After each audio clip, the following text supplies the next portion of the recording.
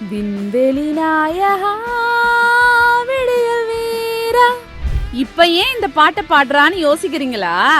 நான் சொல்ல போற விஷயத்த கேட்டா உங்களுக்கே புரியும். ராக்கம்மா எல்லாத்துக்கும் வணக்கத்தை சொல்லிக்கிறேன். எங்க கிராமத்துல குமரேசன் ஒரு அண்ணன், எங்க ஊர்லயே நிறைய படிச்சிருக்கிறதும் அந்த அண்ணன் தான். வெளியூர்ல வேலை பாக்குது. ஊருக்கு எப்பெல்லாம் வருதோ அப்பெல்லாம் எங்க கிராமத்து இளவட்ட பிள்ளைகளுக்கு படிப்பு சொல்லி தரும். அண்ணன் ஏதோ இஸ்ரோல வேலை பாக்குறதா சொன்னாங்க.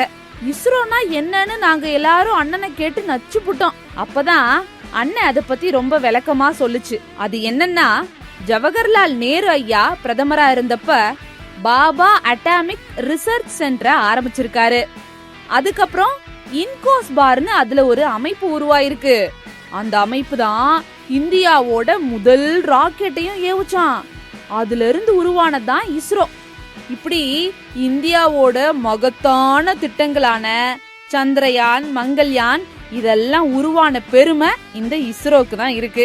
இப்போ இஸ்ரோ விண்வெளிக்கு செயற்கைக்கோளை அனுப்பி புயலு, மழை, வெள்ளம், நிலநடுக்கம்னு எல்லாத்தையும் முன்கூட்டியே கணிச்சு மக்களை காப்பாத்த முடியுதுன்னா அதுக்கெல்லாம் காரணம் நம்ம ஜவஹர்லால் நேரு ஐயாவோட தொலைநோக்கு பார்வையும் அடித்தளமும் தான். எம்மாடியோ, குமரேச அண்ணன் இதெல்லாம் சொல்லும் போது கண் கொட்டாம கவனிச்சிட்டு இருந்தோம். காங்கிரஸ் இத்தனை பெருமை இந்தியாவுக்கு சேர்த்திருக்கா. இந்த உண்மை பல பேருக்கு சொல்லப்படுறதே இல்ல. வரலாறு முக்கியம் சாமி.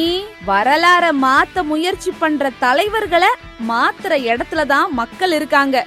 மறந்துடாதீங்க. வரட்டா?